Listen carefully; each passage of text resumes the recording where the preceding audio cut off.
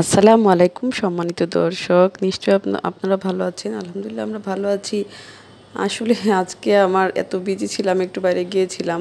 এই যে দুধ জাল দিয়েছি, দুধ জাল দিয়ে দেখেন না একটু বেডরুমে এসেছি আর অমনি বলক এসে চারদিকে ছড়িয়ে গেছে, কিন্তু পড়েনি। এটাই ভাগ্য, পড়লে আবার মুছতে হয়, যেহেতু বারবার মুছতে হয়। একটু ডিম ভাজি আর একটু কিন্তু পটল ভাজি দিয়ে আজকে খেয়ে নিয়েছি।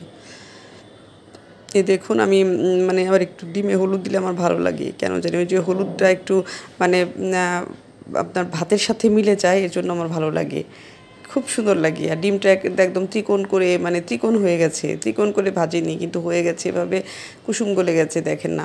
এর মধ্যে আমি পটল দিয়ে দেব, কারণ পটলটা মাখিয়ে রেখেছি হলুদ লবণ আর একটু মরিচ দিয়ে, ঝালমরিচ দিয়ে। তো লবণ আর হলুদ আর ঝালমরিচ দিয়ে মাখিয়ে রেখে একটু পরে আমি চিন্তা করলাম যে ডিম ভাজার মানে পাত্রে, ভাজাভুজি করার পাত্রে অন্য কিছু ভাজতে খুব মজা হয়, বা রান্না করলে অনেক মজা হয়। এই জন্য রান্না করলাম। আবার বাইরেও গিয়েছিলাম, বাইরে একটু দরকারে গিয়েছিলাম, এ আর কি, কিছু বাজার সদাই থাকে, তো এজন্য রিক্সা নিয়ে গিয়ে দেখি এত জ্যাম, মানিকগঞ্জ শহরে এমন জ্যাম, মানে আমি খুব আটকা পড়ে গিয়েছিলাম। এই দেখেন না, এখানে রিক্সায় বসে আছি, জ্যাম আর ছুটছে না। পরে মামাকে বললাম যে ওই দিকে দিয়ে নিয়ে যান, আরেকদিকে রিক্সার মামা পরে ঘুরিয়ে নিয়ে আসলো ঠিকই, কিন্তু মানে ওদিকেও জ্যাম, সেই একই মানে রাস্তার মানে পয়েন্ট একই জায়গায় পড়েছে, তো দুদিক দিয়ে আসলে সে একই জায়গায় পড়ে যায় আর কি।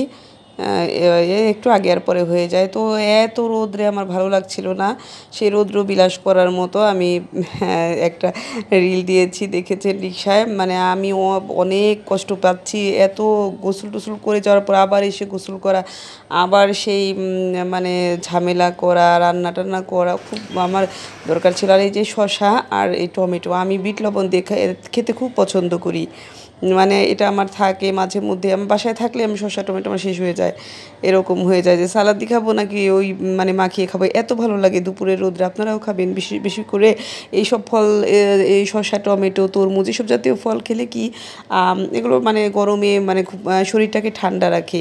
আর বেশি বেশি পানি, কিন্তু প্রচুর পরিমাণে দামের জন্য মানুষ কিনতে পারে না। এটা একটা মানে খুব সাংঘাতিক কষ্ট লাগে জানেন মানুষের জন্য। যেমন দেখা যায় এখন আবার অনেক দাম বেড়েছে, মানে হঠাৎ করেই।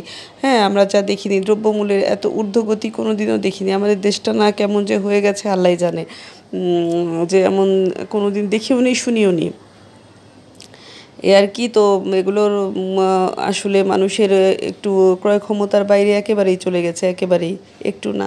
তো এই যে আমি একটু বাসায় এসে পটলটাকে আমি করি ঠিকই একটু চেঁচে নিয়েছি, চেঁচে নিয়ে ওই যে উপরের যেইটা থাকে খোসাটার উপরে যে, ওটা চেঁচে দিয়েছি সবুজ রঙটা। তো এখন আমি সাইডে দিয়ে দিব ডিমটা ভাজি, দুটো মজা করেই খেলাম।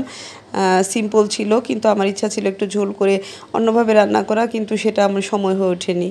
তাই চিন্তা করলাম যা এখন তো খেতে দিতে, তো তারপর আমার 3টা কত বেজে গেছে, ওই যে বাইরে গিয়েছিলাম বললাম, আসতে দেরি হয়ে গেছে। এই সবগুলো পটল আমি এভাবে মানে সাজিয়ে সাজিয়ে দিয়ে দিব উপর করে মানে ভাজতে। আর গ্যাস আমিও সাশ্রয় করি, যেমন অনেক সময় কিভাবে সাশ্রয় করি, যেমন গ্যাসের চুলায় কিন্তু অনেক তাপ থাকে, আপনি রান্নার পরও দেখবেন তাপ থাকে, তাই না? যে কোনো চুলাই রান্নার পরও তাপ থাকে, সেখানে আমি পটলগুলো দেখবেন ভেজে আমি ঢেকে রেখেছি অনেকক্ষণ, ওই তাপে তাপে কিন্তু পটলগুলো হয়ে গেছে জানেন। অথচ আমি চুলা জ্বালিয়ে রাখি লাভ কী, কারণ আমার তারপরেও আবার চুলায় কিন্তু তাপ থাকতো, এই জন্য আমি কিছুক্ষণ অপেক্ষা করে খেয়েছি।